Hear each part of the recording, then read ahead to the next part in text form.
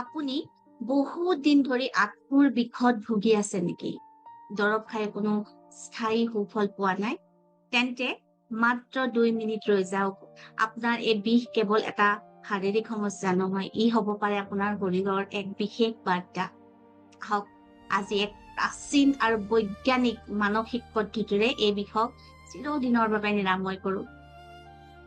নমস্কাৰ, মোৰ নাম অনুপমা বৰগোহাঁই। মই এগৰাকী holistic health and life Koch আৰু হোপনপন হিলাৰ।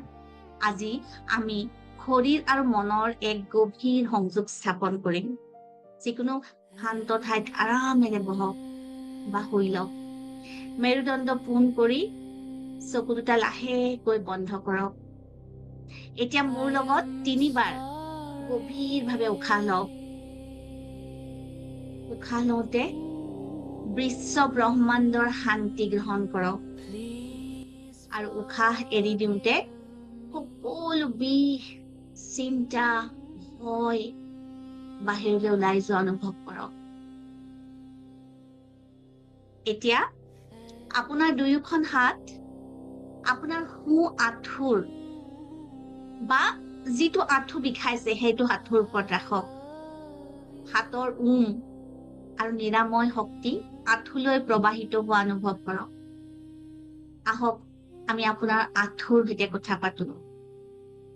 মনে মনে উচ্চাৰণ কৰক এই 4টা ঐশ্বৰিক বাক্য। I am sorry. Please forgive me. Thank you. I love you. মই দুঃখিত। অনুগ্ৰহ কৰি মোক ক্ষমা কৰা।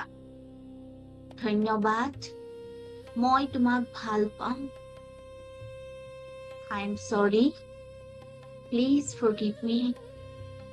Thank you. I love you. এই বিষৰ সৈতে জড়িত সকলো ভয় বা খঙক এটা কলা বেলুনৰ দৰে কল্পনা কৰক আৰু এতিয়া ইটাক আকাশলৈ উৰি যাবলৈ দিয়ক। এতিয়া কল্পনা কৰক আপোনাৰ মূৰৰ ওপৰৰ পৰা এটা উজ্জ্বল সোণালী ৰঙৰ নিৰাময়কাৰী পোহৰ নামি আহি আপোনাৰ আঁঠুত প্ৰৱেশ কৰিছে। এই পোহৰে আপোনাৰ আঁঠুৰ প্ৰতিটো কোষ সুস্থ কৰি তুলিছে।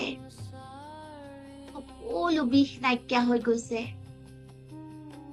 কল্পনা কৰক আপুনি এতিয়া সম্পূৰ্ণ সুস্থ। আৰামেৰে খোজকাঢ়িছে আৰু আপোনাৰ মুখত বিৰিঙি উঠিছে আত্মবিশ্বাসৰ হাঁহি। লাহে লাহে চকু মেলক।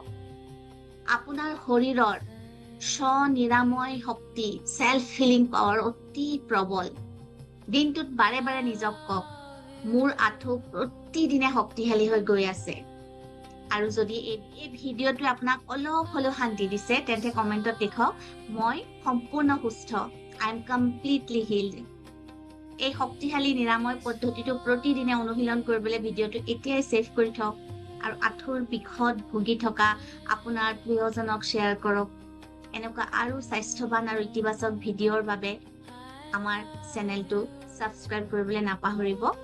ধন্যবাদ। আপোনালোক সকলো সুস্বাস্থ্যৰে থাকক। I am sorry. Please forgive me.